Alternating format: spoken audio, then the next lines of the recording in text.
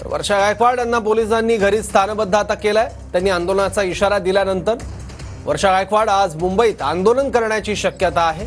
त्यामुळे हे आंदोलन करू नये यासाठी त्यांना घरी स्थानबद्ध केलं आहे।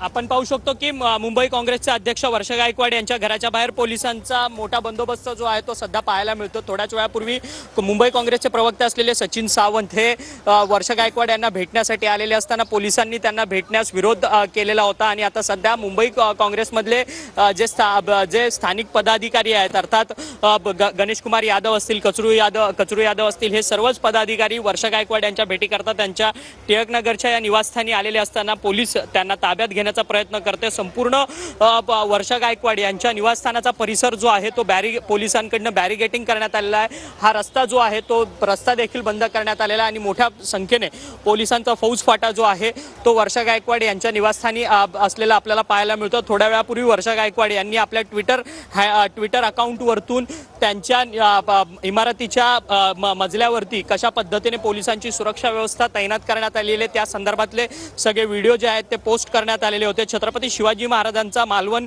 येथील राजकोट किल्ल्यावरील पुतळा जो आहे तो पडल्या प्रकरणासंदर्भात निषेध आंदोलन जे आहे ते आज होणार होतं। पंतप्रधान नरेंद्र मोदी यांचा दौरा देखील आज मुंबईमध्ये नियोजित आहे।